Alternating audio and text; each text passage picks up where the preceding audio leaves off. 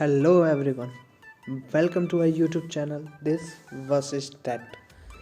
और आज का हमारा जो टॉपिक है वो है इंफॉर्मेशन टेक्नोलॉजी एक्ट 2000 के बारे में कि आईटी एक्ट होता क्या है, इंफॉर्मेशन टेक्नोलॉजी एक्ट है क्या बेसिकली।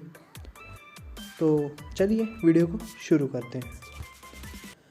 पहला जो हमारा पॉइंट है वो है concept of technology and cyber law. Cyber law होता क्या है, साइबर लॉ का कंसेप्ट क्या है। The term cyber law general refers to all aspects of internet. जो साइबर लॉ जो टर्म है वो रिप्रेजेंट करता है एस्पेक्ट ऑफ इंटरनेट को, इंटरनेट यूजर्स को। It means that anything concern with to और come out from any legal aspect और issue concerning any activity of netizens. जी हाँ, इसके साइबर लॉ क्या करता है, साइबर लॉ का काम क्या है। साइबर लॉ का काम है कि इंटरनेट और कंप्यूटर के ज़रिए अगर कोई भी गलत काम होता है तो साइबर लॉ उसके ऊपर एक्शन लेता है, इसलिए साइबर लॉ को बनाया गया है।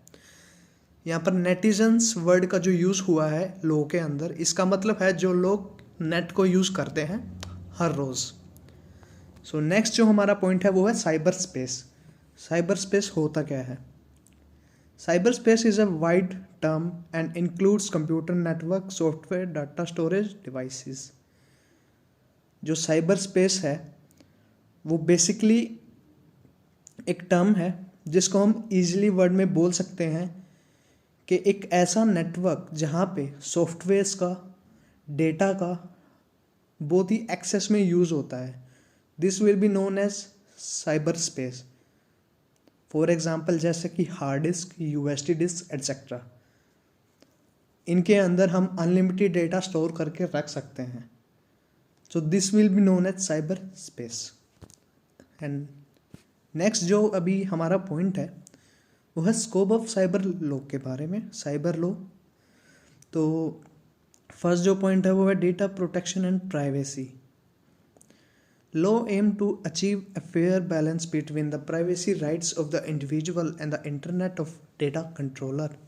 जो लॉ है उसके लिए भाई सब लोग एक समान हैं, सभी के प्राइवेसी राइट्स जो हैं सबके इंडिविजुअल के वो इक्वल हैं, और जो कोई भी डेटा कंट्रोलर है वो सभी लोग के सामने सेम है, कोई बड़ा छोटा नहीं है। Second point is E commerce. E commerce होता क्या है।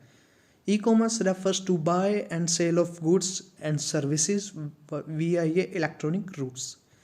जी हाँ, ई कॉमर्स होता है buy and sell goods and services को खरीदना या बेचना इलेक्ट्रॉनिक रूट्स के ज़रिए। जैसे फॉर एग्जांपल कि आप अमेज़ोन के थ्रू या फ्लिपकार्ट के थ्रू कोई चीज़ मंगवाते हैं तो this will be an example of e commerce. And such as on internet के द्वारा। Online retail is convenient due to 24 hours availability. जो ऑनलाइन रिटेल होते हैं ये 24 घंटे आपको अवेलेबल होते हैं कस्टमर के लिए, आप कभी भी ऑर्डर कर सकते हैं। Global reach and relive of customer services. जी हाँ, कस्टमर के लिए 24 आवर्स इनके रूट्स अवेलेबल होते हैं e commerce. E commerce allows customer to electronically trade goods and services with no impediments और टाइम और डिस्टेंस। जी हाँ, जो ई कॉमर्स है वो कस्टमर के लिए एक ऐसी सर्विस है जिससे कस्टमर बिना कोई टाइम गवाए, ज़्यादा टाइम वेस्ट किए बिना वो गुड्स और सर्विसेज को यूज़ कर सकता है। मतलब वो घर पे बैठे ही सामान मंगवा सकता है। एंड नेक्स्ट जो हमारा पॉइंट है वो है ई कॉन्ट्रैक्ट के बारे में। ई कॉन्ट्रैक्ट होता क्या है। E-contract is a contract model specified, executed and developed by a software system। जो E-contract होता है ये एक specified executed सॉफ्टवेयर होता है जो कि सॉफ्टवेयर सिस्टम में डेवलप किया जाता है। E-contract these are similar to traditional paper based commercial contracts। ये सेम ही होते हैं जैसे कि जो पेपर बेस्ड कॉन्ट्रैक्ट होते हैं, सेम वैसे ही होते हैं, लेकिन इनमें डिफरेंस यही है कि ये आपके फ़ोन्स में और आपकी कंप्यूटर स्क्रीन के सामने आपको दिखाई देते हैं। सो नेक्स्ट जो हमारा पॉइंट है वो है history of cyber law in India. India के अंदर जो साइबर लॉ की हिस्ट्री है, जो शुरुआत जो साइबर लॉ की हुई थी वो हुई कैसे है। So the information technology act is an outcome of resolution dated 30 जनवरी 1997, जो कि साइबर लॉ की जो पहली बार साइबर लॉ को एस्टेब्लिश, मतलब पहली बार साइबर लॉ जब सामने आया तो वो 30 जनवरी 1997 को general assembly of United Nations के सामने उसको पेश किया गया। Next one is the department of electronics. जो इलेक्ट्रॉनिक्स का जो डिपार्टमेंट था, इन जुलाई 1998 ड्राफ्टेड द बिल। जुलाई 1998 को एक बिल उन्होंने ड्राफ्ट किया।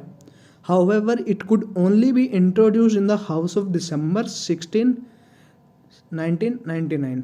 और कैसे भी करके उन्होंने जो हाउस ऑफ दिसंबर था 16 जनवरी 1999 को, उन्होंने जब न्यू आईटी मिनिस्ट्री जब फॉर्म हुई थी, उन्होंने इस बिल को उनके सामने रखा, जो न्यू आईटी मिनिस्ट्री थी इन सब के सामने। तब जब and next point is after the bill was introduce in the parliament, the bill was referred to the 42 member parliamentary standing committee following demands and suggestion from the members. जी हाँ, जो ये बिल था, जो साइबर लॉ का जो bill आया था, ये एक 42 मेंबर्स की एक पार्लियामेंट्री एक कमेटी को बनाया गया ताकि वो डिस्कस कर सके कि जो ये बिल आया है इसके अंदर जो पॉइंट्स हैं, जो रूल्स और रेगुलेशन हैं, वो किसी को हार्म तो नहीं कर रहे हैं, मतलब किसी की प्राइवेसी को तो हार्म नहीं कर रहे हैं। तो इस चीज़ के लिए 42 मेंबर्स की जो कमेटी थी इसको बनाया गया था। सो नेक्स्ट जो पॉइंट है वो है one of the suggestion that was highly debated upon was, जो एक सजेशंस था जिसके ऊपर बहुत ही ज़्यादा चर्चा की गई थी, जो 42 मेंबर्स थे उनके द्वारा। उन्होंने बेसिकली एक सुझाव दिया था कि पहले के ज़माने में जब एक साइबर कैफ़े हुआ करते थे, then a cyber cafe owner must maintain a register to record the names and address of all people. जी हाँ, जो पहले के ज़माने में जो साइबर कैफ़ेज़ हुआ करते थे, जो उनके ओनर्स थे, उनको बोला गया था स्पेशली कि आपके साइबर कैफ़े में जो भी इंसान आता है आप उसका नाम और पता रजिस्टर के अंदर लिखेंगे, and people visiting his cafe and also a list of the website that they served. और इसके साथ ही एक लिस्ट वो ऐसी भी बनाएंगे कि वो कौन कौन सी वेबसाइट्स वहाँ पर विजिट कर रहे हैं। एंड नेक्स्ट जो पॉइंट है वो है the suggestions was made as an attempt to curb cyber crime and to facilitate speedy locating of a cyber criminal. जो ये सजेशन था, जो ये अटेम्प्ट जो 42 मेंबर्स ने सोचा था इसके बारे में, ये एक तरीके से कारगर साबित हुआ था कि उस टाइम पे कोई भी मतलब ऐसा क्राइम होता था तो उसकी काफ़ी स्पीडी रिकवरी हो जाती थी। जो ओनर था वो उनका एड्रेस वगैरह लिख लेता रजिस्टर के अंदर, और जिसकी वजह से जो एजेंसीज थी वो आसानी से क्रिमिनल का पता लगा पाती थी। सो ये थे हमारे history of cyber law in India. Next जो है वो है needs of law, cyber law in India. Cyber law की क्या ज़रूरत है इंडिया के अंदर। In techno savvy world like today, people are becoming more digital sophisticated. जी हाँ, आज के जैसे ज़माने में जो कि डिजिटल ही है पूरी तरीके से, तो लोग भी और भी ज़्यादा डिजिटल हो जाएंगे। And as time passed by it become more transactional with e business, e commerce, e governance and e procurement etcetera. और जैसे जैसे टाइम आगे बढ़ता जाएगा, जो ये चीज़ें डिजिटली हो रही हैं, ये और भी ज़्यादा एक्सेस लेवल पे हो जाएंगी। जो ई बिजनेस है वो और भी ज़्यादा बढ़ेगा। जो ई कॉमर्स है, आप कोई सामान मंगवाते हैं तो ये जो चीज़ें हैं ये और भी टाइम के साथ ज़्यादा बढ़ जाएंगी। जो ये नीचे आप अभी ग्राफ देख रहे हैं, ये ग्राफ है 2015 और 2016 का, जिसमें दिखाया गया है जब इंटरनेट के साथ, मतलब इंटरनेट का यूज़ करके कोई फ्रॉड करता था, तो ये अलग अलग शहरों के ग्राफ है कि कहाँ पर कितने क्राइम्स हुए हैं इंटरनेट से रिलेटेड। सो आप वीडियो को पॉज करके भी इस ग्राफ को देख सकते हैं। सो नेक्स्ट जो हमारा पॉइंट है वो है in today's highly digitalise world almost everyone is affected by cyber law. जी आज का जो डिजिटल ज़माना है ना, इससे हर कोई अफेक्टेड है साइबर लॉ से। पहला जो पॉइंट है वो है almost all exchanges in share are in demat form. जी हाँ, आजकल आप देख रहे हो कि जितने भी एक्सचेंज हैं, आप शेयर्स वगैरह खरीदते हो, वो डीमेट फॉर्म के अंदर आपको खरीदने पड़ते हैं। आपको वो काम सारा ऑनलाइन करना पड़ता है। जैसे पहले ऑफलाइन वर्क होता था, वैसा अब कुछ भी नहीं रहा है। Almost all organisation wildly rely on their PC systems. What's more, keep their significant information in electronic form। और जितनी भी ऑर्गेनाइजेशन वगैरह होती हैं, ऑर्गेनाइजेशन फॉर एग्जांपल जैसे स्कूल्स, कॉलेजेस, कोई फर्म्स है, कोई कंपनी है बड़ी, वो भी अपना डेटा जो रखती है वो इलेक्ट्रॉनिक फॉर्म में कंप्यूटर के अंदर ही रखती है। एंड नेक्स्ट जो पॉइंट है वो है government structure including personal assessment form, organisation law structure and so on are presently filed in electronic forms. जी हाँ, जो गवर्नमेंट जो असेसमेंट फॉर्म्स लेकर आती है, कोई गवर्नमेंट स्कीम लेकर आती है, तो उसका जो अप्रूवल होता है वो भी ऑनलाइन ही किया जाता है। सो नेक्स्ट जो पॉइंट है वो है consumer are progressively utilising visas for shopping. जी हाँ, जो कंज्यूमर है, जो कस्टमर है, पब्लिक डेली लाइफ में वीज़ाज का बहुत ही एक्सिस वे में उसको यूज़ करती है, वीज़ाज को शॉपिंग करने के लिए। सो गाइज, नेक्स्ट जो पॉइंट है वो है अभी सॉफ्टवेयर पायरेसी के बारे में। सॉफ्टवेयर पायरेसी होता क्या है? Software piracy is the unauthorised illegal copying. जी हाँ, सॉफ्टवेयर पायरेसी जो होता है वो होता है आप इलीगल तरीके से किसी सॉफ्टवेयर को कॉपी करके उसे यूज़ करते हो। डिस्ट्रीब्यूशन और यूज़ ऑफ ए सॉफ्टवेयर। जी हाँ, उस सॉफ्टवेयर को किसी और व्यक्ति को भी दे देना और खुद भी उस सॉफ्टवेयर को यूज़ करना। It may includes use of software. जी हाँ, ये सॉफ्टवेयर पायरेसी कहलाता है। अगर आप कोई सॉफ्टवेयर यूज़ कर रहे हो उस कंपनी की परमिशन के बगैर, this is known as software piracy. मतलब किसी से बिना पूछे उसका सॉफ्टवेयर चुरा लेना। Unauthorisedly without obtaining a paper licence from the software company. जी हाँ, नेक्स्ट जो पॉइंट है वो है कि बिना किसी प्रॉपर लाइसेंस और बिना किसी जो सॉफ्टवेयर कंपनी है उसकी परमिशन के बगैर आप उसके जो सॉफ्टवेयर है उनको अपनी मशीन्स के अंदर लोड कर लेते हो and then authorise under the licence terms, और आप उनको लाइसेंस टर्म के अंदर ऑथराइज कर देते हैं। सो नेक्स्ट जो टॉपिक है, नेक्स्ट जो पॉइंट है वो है section 63B। Section 63B is regarding to software piracy से रिलेटेड है। अगर आप किसी का सॉफ्टवेयर चुरा लेते हो तो आपके अगेंस्ट कैसे एक्शन लिया जाएगा साइबर लॉ से related. So section 63B knowing use of infringing copying of computer program to be an offence. कि मतलब आप किसी भी कंप्यूटर की जो फाइल है, कोई भी सॉफ्टवेयर है, उसको कॉपी कर लेते हो उसकी परमिशन के बगैर, ये एक ऑफेंस है, ये एक इलीगल चीज़ है, ये क्राइम है। Any person who knowingly make use on computer of infringing copy of a computer program shall be punishable with imprisonment. जी हाँ, कोई भी व्यक्ति है वो किसी सॉफ्टवेयर की कॉपी यूज़ कर रहा है, उसकी जो कंपनी है, जो सॉफ्टवेयर कंपनी है, उसकी परमिशन के बगैर, तो उसे इम्प्रिजनमेंट भी हो सकती है, मतलब उसे जेल भी हो सकती है।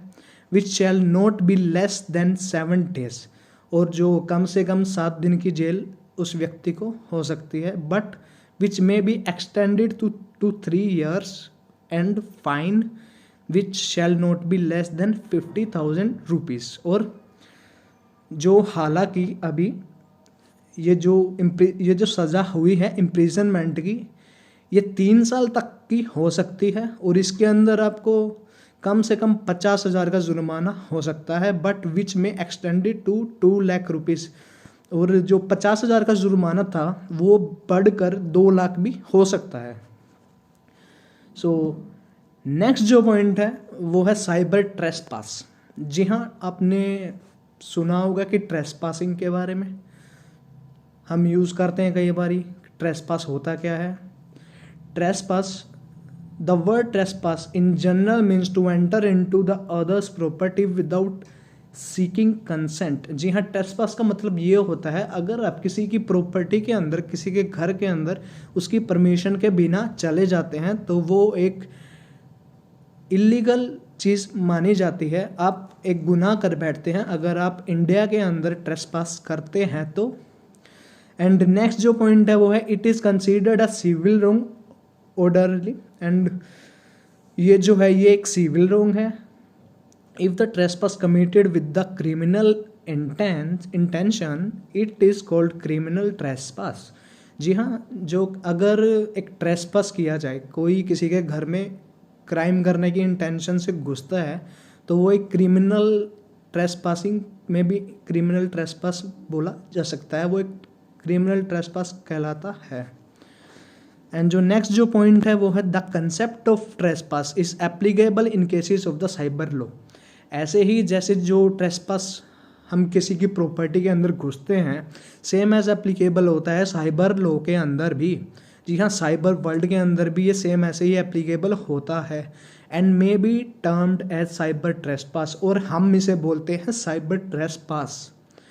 जी हाँ, एंड नेक्स्ट जो पॉइंट है ये है, द हैकिंग में also result in other crimes mentioned in the Indian Penal Code 1860 apart from criminal trespassing। और जो हैकिंग होती है वो भी इंडियन पैनल कोड 1860 के नज़रिए से एक क्रिमिनल ट्रेसपासिंग है।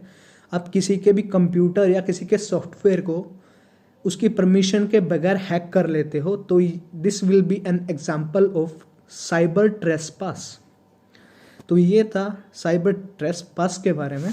एंड नेक्स्ट जो टॉपिक है हमारा ये है, व्हाट इज़ साइबर स्टॉकिंग। जी हाँ, आपने स्टॉकिंग वर्ड तो काफ़ी बार सुना होगा, लेकिन क्या जानते हैं कि साइबर स्टॉकिंग होता क्या है? Cyber stalking is a type of crime. Cyber stalking एक टाइप का क्राइम होता है। In the cyber stalking there is a involvement of two person. साइबर स्टॉकिंग के अंदर दो पर्सन की इन्वॉल्वमेंट रहती है। पहला, द स्टॉकर जो कि स्टॉक करता है, नोन एज अटैकर जो कि अटैकर होता है, हु डू द क्राइम जो क्राइम करता है। And secondly the victim who is harassed by the stalker. And जो सेकंड जो इसमें है वो होता है विक्टिम, जो कि हरास किया जाता है स्टॉकर के द्वारा। जो नेक्स्ट पॉइंट है वो है इसके अंदर, cyber stalking is also known as cyber crime. जी हाँ, जो साइबर स्टॉकिंग करते हैं वो भी साइबर क्राइम कहलाता है। Cyber which is related to the internet and the stalking means to browsing anyone online history with the help of any social media. मतलब साइबर स्टॉकिंग हम कह सकते हैं कि फॉर एग्जांपल मान के चलिए आप फेसबुक के ऊपर किसी इंसान का, किसी अदर पर्सन का प्रोफाइल खोल के आप चेक करते हैं उसकी फ़ोटोज़, उसकी हिस्ट्री को, तो this will be an example of cyber stalking. इसको हम साइबर स्टॉकिंग बोल सकते हैं। And in other website to know about that particular person in term of a stalking. जी हाँ, और जैसे कि उसे किसी अनदर वेबसाइट पर डाल देना तो this will be known as cyber stalking. हम उस पर्सन के बारे में एक तरीके से नॉर्मल लैंग्वेज में बोले तो जासूसी कर रहे हैं। तो एक साइबर स्टॉकिंग इसको वर्ड दिया गया है। एंड नेक्स्ट जो पॉइंट है वो है, the first ever complaint against cyber stocking in India was filed by Ritu Kohli in 2003। और जो साइबर स्टॉकिंग की जो पहली जो कंप्लेन हुई थी वो हुई थी 2003 में, और जिन्होंने की थी उनका नाम था Ritu Kohli. whose name and contact information was posted by her husband friend on chatting site। और उनका जो नाम था, उनका जो कॉन्टैक्ट था, उनके जो हस्बैंड के जो दोस्त थे, उन्होंने एक चैटिंग साइट पर उसको डाल दिया था विदाउट हर परमिशन, उनकी परमिशन के बिना ही। She filed a complaint. उन्होंने जो वो गर्ल थी उन्होंने एक कंप्लेन फाइल की साइबर सेल के अंदर इंडिया में under section 509 of the Indian penal code. Section 509 के तहत इंडियन पेनल कोड के अंदर मोडेस्टी के केस में ये केस फाइल किया गया। तो ये जो पॉइंट था ये था साइबर स्टॉकिंग के बारे में। सो नेक्स्ट जो टॉपिक है ये पॉइंट है cyber crimes under IPC. IPC के तहत जो साइबर क्राइम होते हैं वो कौन कौन से होते हैं। सो जो पहला जो हमारा पॉइंट है वो है हैकिंग एंड डेटा थेफ्ट। जी हाँ, मतलब हैकिंग एंड डेटा, किसी के कंप्यूटर किसी के सॉफ्टवेयर को हैक करके उसके डेटा को चुरा लेना, ये आईपीसी की नज़र में एक गुनाह है। ये साइबर लॉ की दुनिया के अंदर, ये साइबर मतलब इंटरनेट की दुनिया के अंदर ये क्राइम है। And section 43 and 66 of IT act और जो इंफॉर्मेशन टेक्नोलॉजी के जो एक्ट हैं 43 and 66 penalise a number of activities ranging from hacking into a computer network, जो कि पेनलाइज करते हैं जो कि हैकिंग के द्वारा जो किसी कंप्यूटर से छेड़खानी होती है, and data theft introducing and spreading viruses through computer networks. And data theft के द्वारा किसी का डेटा चुरा कर उसका जो कंप्यूटर है उसके अंदर वायरस को इंसर्ट कर देना, एंड जो उसके जो कंप्यूटर नेटवर्क्स है उसको ब्लॉक कर देना। एंड जो नेक्स्ट पॉइंट है वो है पनिशमेंट के बारे में कि अगर आप ऐसा कुछ करते हैं तो आपको पनिशमेंट कितनी होती है। The maximum punishment for the above offence is imprisonment of up to 3 years और ए फाइन ₹5 lakhs और बोथ। जी हाँ, इस केस में आपको जेल हो सकती है या जेल नहीं भी हो सकती। आपसे फाइन लेकर आपको छोड़ दिया जा सकता है, या फिर दोनों चीज़ें हो सकती हैं। आपको 3 साल की जेल भी हो सकती है और आपको फाइन भी देना पड़ सकता है। एंड नेक्स्ट जो पॉइंट है वो है रिसिप्ट ऑफ स्टोलन प्रॉपर्टी। जी हाँ, सेक्शन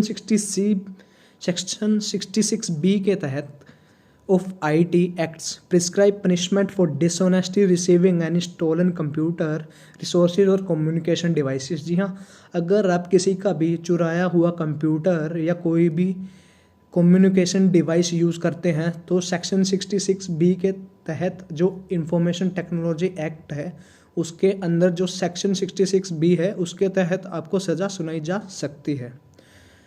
एंड जो नेक्स्ट पॉइंट है वो है the punishment for this offence, और इस ऑफेंस के लिए जो आपको पनिशमेंट होती है वो सेक्शन 66B के रिगार्डिंग होती है। इम्प्रिजनमेंट होती है इसमें 3 साल की लगभग, एंड आपको 1 लाख तक का इसमें जुर्माना भी देना पड़ सकता है, या तो भाई सज़ा काट एक तरफ है, मतलब या तो सज़ा हो जाएगी या फिर जुर्माना या फिर दोनों चीज़ें एक साथ हो जाएंगी। वो आपके क्राइम के ऊपर डिपेंड करता है कि आपने किस टाइप का क्राइम किया है। सो गाइज, ये थे आज का कुछ इंटरेस्टिंग टॉपिक आईटी सेक्टर से रिलेटेड, इंफॉर्मेशन टेक्नोलॉजी 2000 से रिलेटेड। अगर आपको आज का टॉपिक अच्छा लगा हो तो वीडियो को लाइक कीजिएगा, अपने दोस्तों के साथ शेयर कीजिएगा और चैनल को सब्सक्राइब ज़रूर कीजिएगा। Thank you so much.